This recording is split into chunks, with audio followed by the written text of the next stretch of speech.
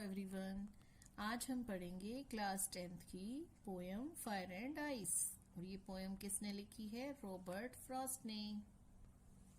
शुरू करते हैं हम अब अपनी poem. Some say the world will end in fire, some say in ice.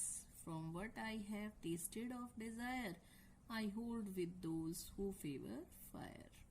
कुछ लोग कहते हैं कि ये सारा संसार आग से, नफरत से जल जाएगा, खत्म हो जाएगा एक दिन। सम से इन आइस, लेकिन कुछ लोग क्या कहते हैं कि पानी से, बर्फ से ये सारा संसार खत्म हो जाएगा। यहाँ पर कवि ये समझाना चाहते हैं कि चाहे हमारे अंदर की नफरत हो या हमारे अंदर का शांत स्वभाव हो, एक ना एक दिन उसे भी गुस्सा आता है और ये सारा संसार जो है खत्म हो जाता है। लेकिन अगर कोई मुझसे पूछना चाहे तो मैं आई hold with those who favour fire. Hold माने एग्री, सहमत रहूंगा। किसकी तरफ सहमत रहूंगा? हु फेवर फायर, जो कहते हैं कि आग से ये सारा संसार खत्म हो जाएगा। But if it had to perish twice, लेकिन अगर इस संसार को 2 बार नष्ट होना हो, I think I know enough of hate to say that for destruction ice is also great and words fires। लेकिन अगर ये संसार 2 बार खत्म होगा तो मैं जानता हूँ कि नफरत ही काफी है इस संसार को खत्म करने के लिए।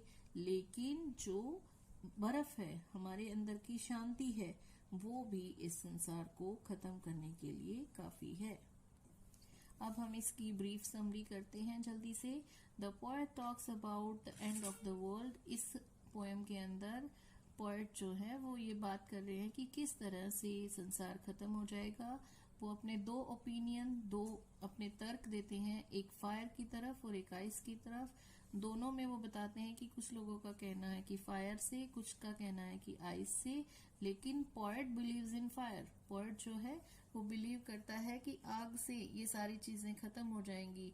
लेकिन अगर 2 बार में, एक बारी में अगर संसार खत्म नहीं होता और दूसरी बारी की जरूरत पड़ती है तो बर्फ भी उसके लिए सफिशिएंट है, पर्याप्त कारण है। यानी हमारे अंदर की जो भावनाएं हैं, चाहे वो हमारा शांत स्वभाव है, चाहे वो हमारा गुस्सा है, दोनों ही चीजें हमारे जीवन को नष्ट कर सकती हैं।